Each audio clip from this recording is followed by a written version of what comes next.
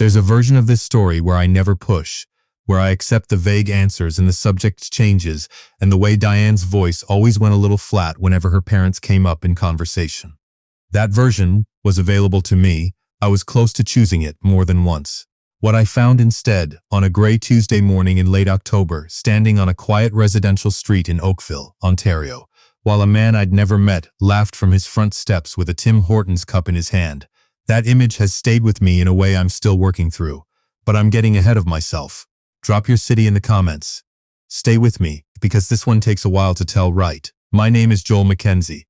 In the spring of 2023, I was 42 years old, a structural engineer with a mid-sized firm in downtown Toronto, and as of the 14th of April that year, newly engaged to a woman named Diane Fortier. I want to tell you about Diane the way I knew her before any of this. Because the story doesn't make sense without understanding what she was like when things were still straightforward.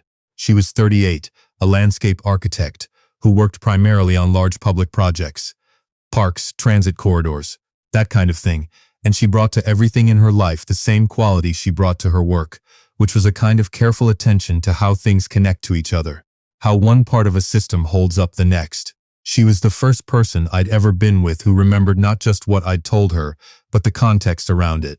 If I mentioned in passing that my supervisor had been difficult that week, she'd ask about him 3 weeks later by name. She kept a running list on her phone of hiking trails she wanted to try in Ontario and Quebec, and she treated checking one off like a small event worth celebrating. I had spent most of my 30s with people who made me feel like I was asking too much just by being present. Diane was the first person who made me feel like there was more room in the relationship than either of us was using. We met at a community design consultation in Kensington Market, one of those evenings where the city brings together residents and professionals to discuss a neighborhood revitalization plan. I was there representing my firm. She was there in her own professional capacity, and also because she genuinely cared about the neighborhood, which I didn't know at first but came to understand was very much her character. Afterward, a group of us ended up at a bar on Augusta Avenue, and she made a dry remark about the city's habit of consulting communities after most of the decisions had already been made, and I laughed before I could think about whether I should. We talked until the bar closed. 6 months later, I proposed to her at the Scarborough Bluffs at sunset, because I believe in choosing places that carry some weight. She said yes before I'd gotten the question fully out. I want to be exact about when things started feeling off, because I'm an engineer, and I tend to trust precision when I'm trying to reconstruct something I missed. It was a Saturday in May, about 3 weeks after we got engaged. We were at a dinner with my closest friends, 2 couples I'd known since university, and the evening was easy, the way evenings are when everyone in the room genuinely likes each other. But when my friend Paul asked Diane whether her family was excited, whether her parents might want to get together with mine at some point before the wedding, she smiled and said, "Oh, we're not a close family. It's complicated." "Joel knows," she said it warmly, without any visible discomfort, and moved the conversation along, and I nodded because I did know something. I knew that Diane had described her family as distant, that she rarely talked about them, that early in our relationship, when I'd asked directly, she'd told me her upbringing in Oakville had been, in her words, fine but formal, and that she and her parents didn't have much of a relationship anymore. I'd respected that without digging. I'd thought I was being sensitive. That, I would come to understand, was a mistake, not the respect, which was right, but the assumption that I'd been told everything there was to tell. Over the following weeks, as we started the early structure of a wedding, a venue, a rough guest list, a date we landed on for the following September, Diane's position on her family became more precise and more closed. "I'd really like to reach out to your parents," I told her one evening in June, at the kitchen table in our apartment in Leslieville, with a draft guest list open between us. "I've never met them. We're getting married in 14 months. They won't come, Joel." Her voice was steady, measured. "My dad doesn't travel well. It's a health thing. Oakville is 40 minutes from here." A pause. "Just slightly too long. You know what I mean. Large events are hard for him. It's not about us." I let it go. I understood, or thought I did, what it looked like when someone was protecting something they weren't ready to open. I'd had my own version of that, years earlier, around my relationship with my brother, after a falling out we'd had in our late 20s, and only begun repairing in our 30s. You learn not to press on things that aren't yours to press on. But something had caught in the back of my mind, and it didn't leave. Oakville. She'd said it without any hesitation. Just there, available on reflex. 40 minutes. I'd looked it up once, early in our relationship, when she'd mentioned growing up there, a well-off lakeside city west of Toronto, the kind of suburb that has its own particular idea of itself. And she'd said her father had health issues that made large events difficult. I'm an engineer. I pay attention to load-bearing structures. When the explanation doesn't carry the weight of the fact, I notice. Over the following weeks, I watched for patterns. Not overtly. I wasn't approaching this with suspicion. Exactly. More the way you approach a structural drawing that doesn't quite add up, carefully, without jumping to conclusions, looking for where the inconsistency actually lives. I noticed that Diane never took calls from her parents in front of me. I noticed that she'd changed the subject with a smoothness that could pass for natural, if you weren't paying attention, whenever her family came up in certain kinds of conversations. I noticed that when my mother called from Sudbury to talk about the wedding, she'd already started researching caterers, which is exactly what my mother does. Diane's engagement with those conversations had a quality I couldn't name right away. I named it eventually. It was wistfulness, the look of someone watching something work the way it was supposed to work, from the outside. I had one concrete piece of information. Years earlier, before we were living together, I'd helped Diane forward some mail that had come to my apartment by mistake. A property tax document addressed to her parents at a street in Oakville. I hadn't thought much about it at the time. I remembered it now. Bernard and Sylvie Fortier. A street in a part of Oakville I could look up. I want to be clear about what I was operating from, because I think the distinction matters. I wasn't suspicious of Diane. I wasn't afraid of what I might find. What I felt, sitting with all of this, was concern. The specific kind of concern you feel when someone you love is clearly holding something at a distance, and the weight of it is starting to change the shape of what you're building together. The guest list was already becoming something we didn't fully talk about. The wedding was acquiring a particular silence in one direction. I needed to understand what I was walking into before I stood in front of everyone I cared about and made promises. On a Tuesday in late October, Diane was at a 2-day workshop in Ottawa with her firm. I drove west on the QEW, 43 minutes.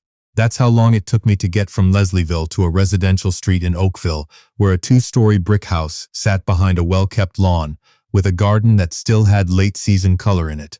The kind of garden someone tended with care. I didn't get out of the car, I want to be clear about that. I parked across the street and I sat with my coffee, and I watched the house the way I've watched project sites my whole career, patiently, without agenda, waiting for the thing that's actually there to make itself visible. It took about 15 minutes. The front door opened. A man came out. Late 60s, lean reading glasses pushed up on his forehead, a coffee mug in one hand, and what looked like a section of newspaper folded under his arm.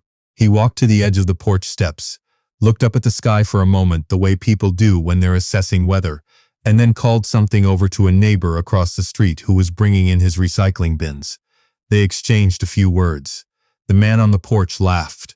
He stood there in the October morning with the relaxed quality of someone who had a full Tuesday ahead of them and was in no particular hurry about any of it.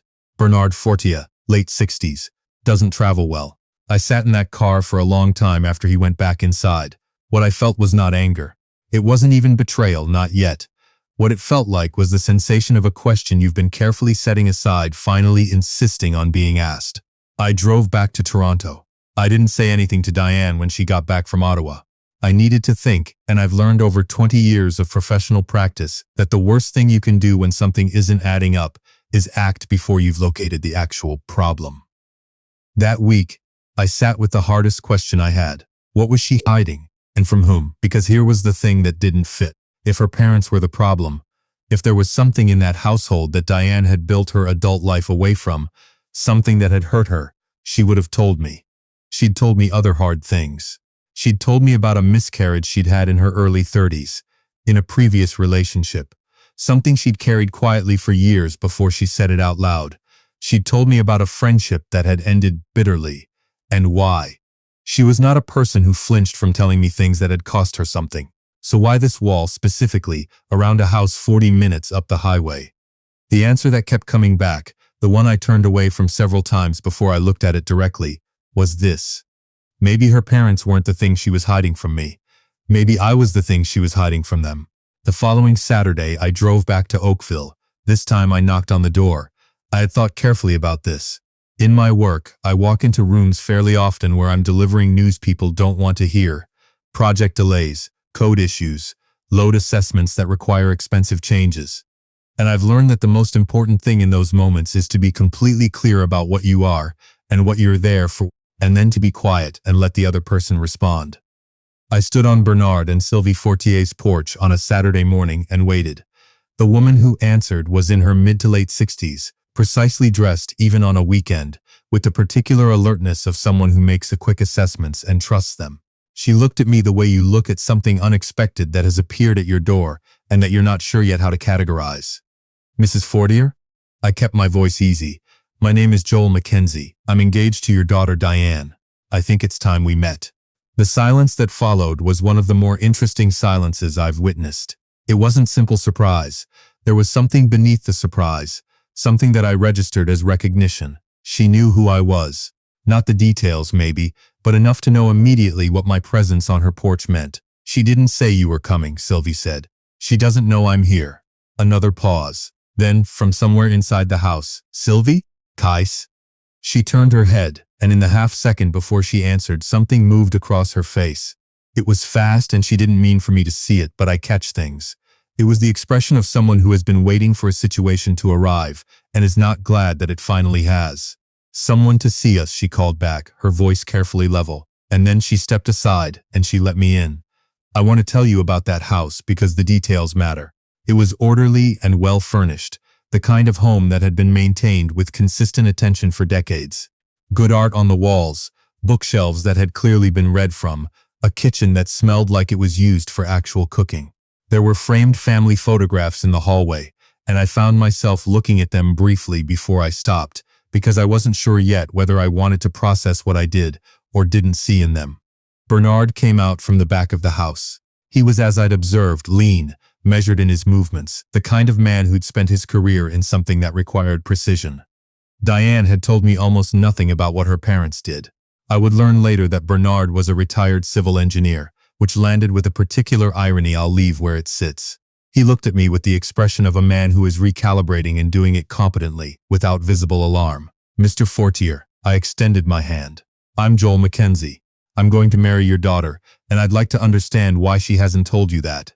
He shook my hand. He had no real alternative, and I think he understood the directness for what it was. Not aggression, but a refusal to pretend we were starting from anywhere other than where we actually were. He gestured toward the living room. What followed was close to an hour that I will be sifting through for a long time. It came out in pieces, the way difficult things do when nobody is actually confessing, but the shape of the truth is too large to fit behind the careful language people use to avoid it. They'd known about me for some time, it turned out. Diane had told them she was in a serious relationship. She had described me, partially. She had told them my profession, approximately. What she had not told them, or had told them in ways that didn't quite prepare them, was the rest. We asked about your background, Bernard said. He was looking at the middle distance, not at me. Where your family was from. Whether you'd been married before. I haven't been married before. My family is from Northern Ontario. My parents are both retired teachers. A silence. Sylvie and I were married young, he said, as though this were connected to what I'd just said, though the connection wasn't clear. We've been in this community a long time. There are certain things that matter to us about continuity. I kept my voice level. What does that mean in this context? He didn't answer directly. Sylvie, who had been sitting with her hands folded and her expression composed, said something then that I will quote to you as precisely as I can, because precision matters here. We have nothing against you personally, Joel. We had concerns about fit, about whether Diane had fully thought through what a life together would look like, long-term, given the differences in your backgrounds. What differences specifically, Mrs. Fortier? She looked at Bernard. He looked at the carpet. It was a particular kind of silence. Not the silence of people who have nothing to say. The silence of people who have said the thing to each other, many times, in the privacy of their own house, and are now finding that saying it out loud in a room with the person it concerns is a different matter entirely. I have worked with people my entire career. I have sat in rooms where the thing nobody wants to say is the only thing in the room. I know what that silence sounds like. I'm black. My parents came to Sudbury from Trinidad in the late 1970s, when my father took a position at Laurentian University. I grew up in Northern Ontario, went to university in Ontario, built my career here. This is not a complicated biography, but I understood, sitting in that living room in Oakville, exactly what the word fit was standing in for. I had understood it the moment I pulled up to this house and saw the neighborhood. I had been hoping I was wrong. I wasn't wrong. I want to tell you what that moment felt like, honestly, because I think the honest version is more useful than the composed one. It felt like something I had spent a significant portion of my adult life learning how to carry without letting it bend me. It felt like a calculus I had been doing, sometimes consciously and sometimes not, in certain rooms since I was in my 20s. It felt familiar in the way that something can be familiar and exhausting at the same time, and underneath the exhaustion, there was a particular grief that had nothing to do with Bernard and Sylvie Fortier specifically, and everything to do with the fact that I was sitting in this room at all. I didn't say any of that. What I said was this: I want to understand something. Diane has known about your concerns for how long? Another exchange of glances. We spoke with her, Sylvie said carefully, last winter, when she told us she was thinking of getting engaged. Last winter, before the engagement, before the proposal at the Bluffs, before the ring, the guest list, the September date, all of it. Did you tell her not to be with me? We told her we had concerns, Bernard said. That's different. Did you tell her the concerns were unfounded? No answer. Did you tell her that the way you were framing this was something she should push back on? Sylvie looked at her hands. It's a different kind of absence, that one. Not the absence of approval. I hadn't come here for their approval. I'm a grown man, and I'd stopped needing that from strangers a long time ago. It was the absence of them saying the obviously true thing to their daughter, the thing any parent who was actually paying attention would have said, which is that their concerns were theirs to deal with, and not hers to manage on everyone's behalf. I thanked them for their time. I meant it. I drove back to Toronto. Diane was home when I got there. She was at the dining table with her laptop and a stack of project drawings, and she looked up with the open expression she always has when she's deep in work, and then she read something in my face, and the openness went careful. Joel, I went to Oakville this morning. I sat down across from her, not beside her, across so I could see her face clearly. I met your parents, both of them. Your father's health seems fine. He walked me to the door. She closed her laptop. She put her hands flat on the table, one on top of the other, and she looked at me with an expression I'd never seen on her before. It was the expression of someone whose carefully maintained structure has finally been met by the thing it was built to hold off, and who isn't sure yet whether to be relieved or frightened. How long? I asked. I wasn't accusing. I was asking because I needed to know. How long have you known that their issue was specifically with me? Her eyes went wet. Since February. February. 9 months before our wedding date, 5 months before we set the date, 2 months before I proposed. She had accepted my proposal knowing. I want to be careful about how I describe what came next, because this part of the story is the one I've had to think hardest about, and I don't want to make it sound tidier than it was. I didn't raise my voice. I'm not a person who raises his voice generally, and this wasn't a situation where volume would have helped anything. What I did was be very precise. You knew your parents had told you they had a problem with who I am. Not what I do, not where I went to school, not my relationship history, who I am. And you accepted my ring with that information in your possession. You planned a wedding with me, knowing that you had not told me the reason your parents wouldn't be there. You were prepared to let me explain to my family, to my friends, to people who would be sitting in that room watching us get married, that your parents were too unwell to make the drive down the 403. And you were never going to tell me the truth of it. She was crying. I was going to fix it. I was working on them.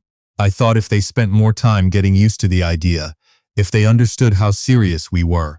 But you didn't tell me you were working on anything. You let me think there was nothing to work on. Because I was ashamed of them, Joel. I'm ashamed of where they are on this.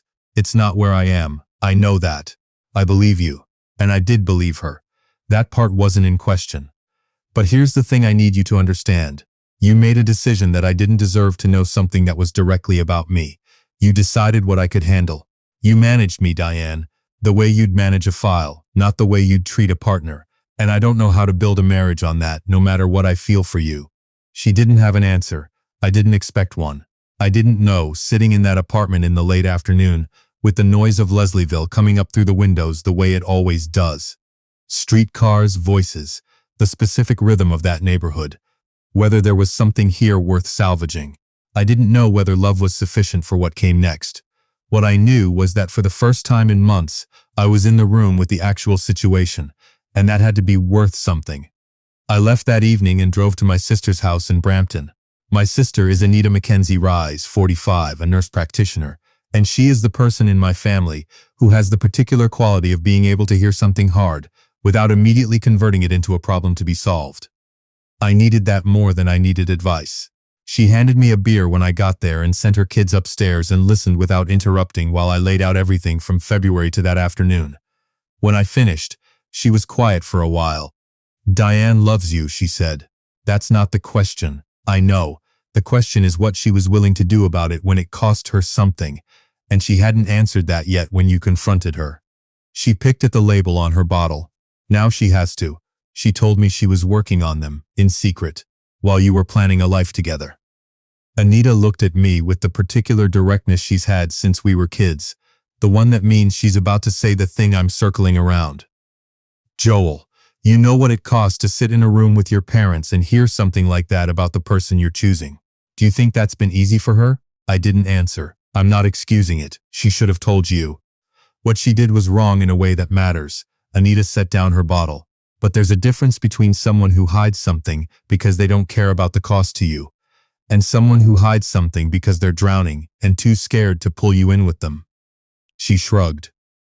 "That's still not okay, but it's not nothing either." I drove back to Leslieville late that night. Diane had called twice while I was at Anita's. I didn't listen to the voicemails until the next morning. The first was apology in multiple forms, her voice unsteady. The second was different. She'd left it at nearly midnight, and the quality of her voice had changed.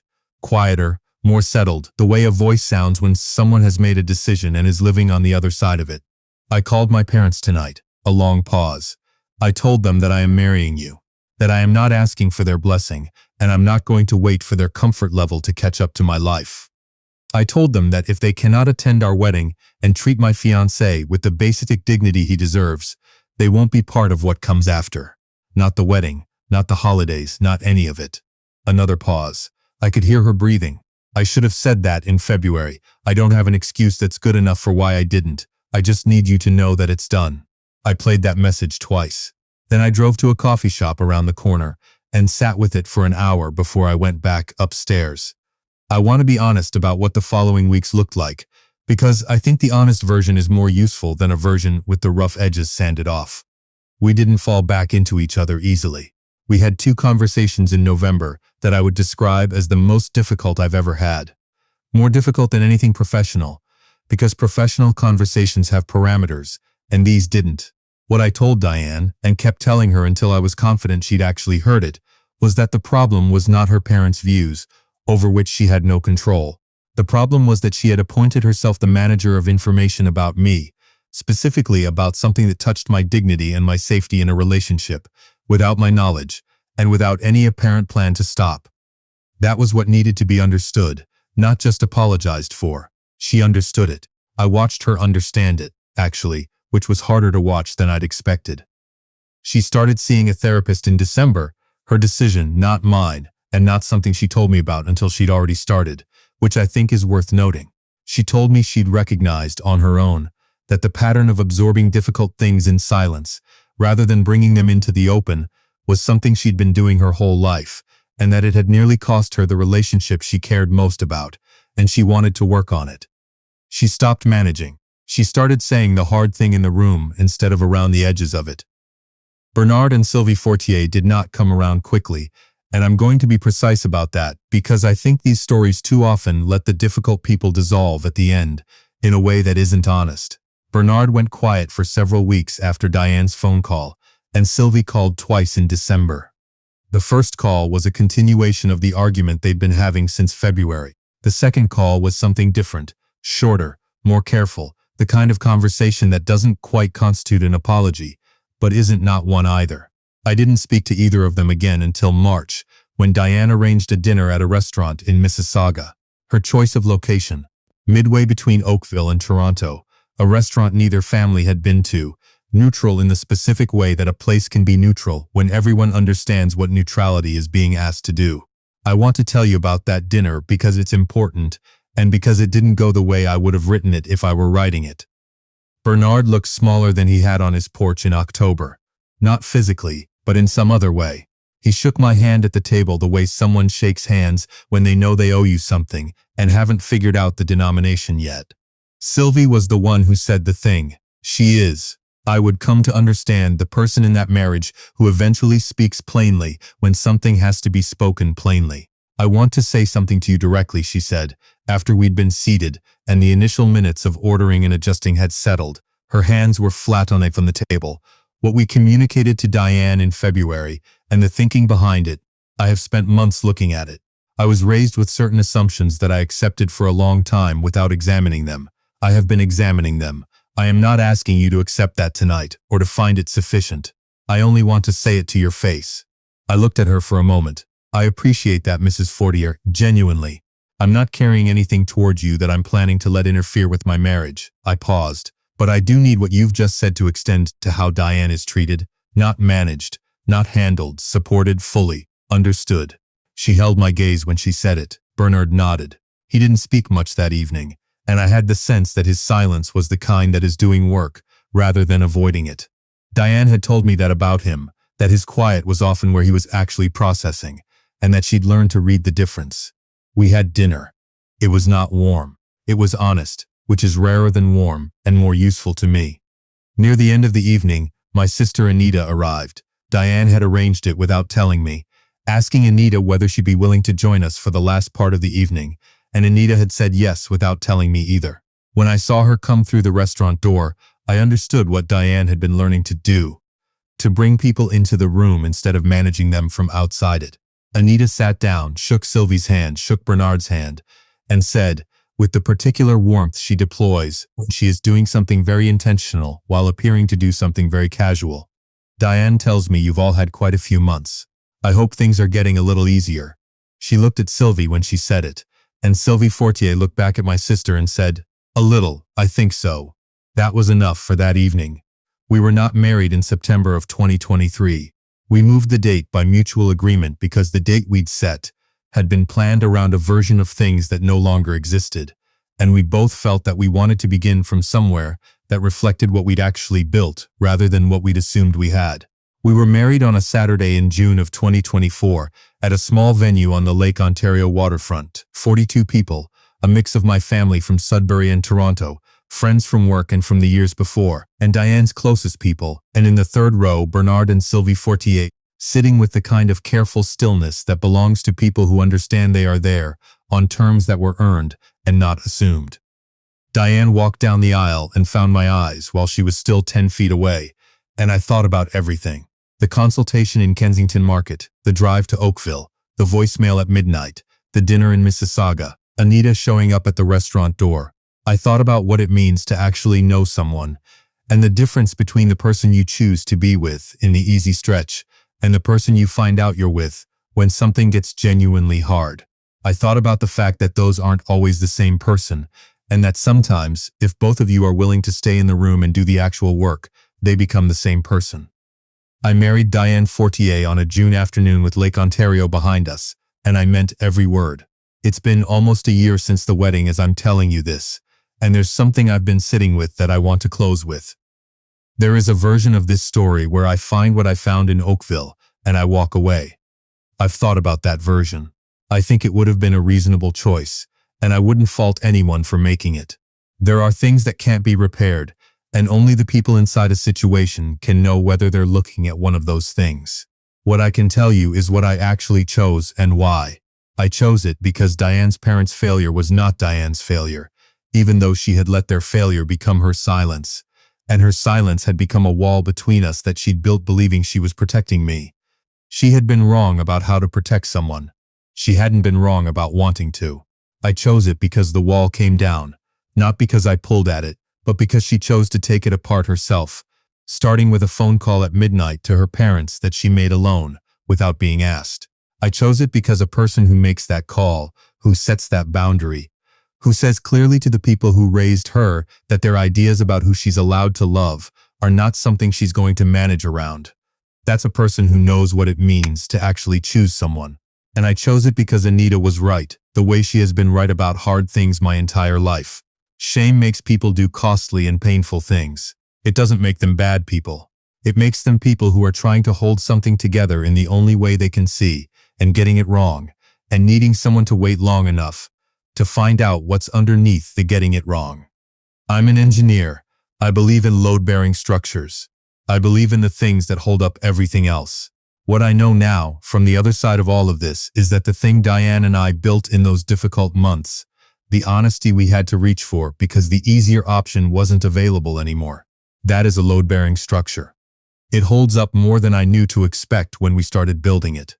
If you're sitting with something you've been managing in silence rather than bringing into the room, a truth you're holding back because you think you're protecting someone, I want you to hear this. The people who deserve to be your partner in this life deserve to be in the room with you. All the way in, not shielded from the parts that are hard, actually in it. That's the only foundation I know how to trust. Leave a comment below. I'd genuinely like to know what this brought up for you.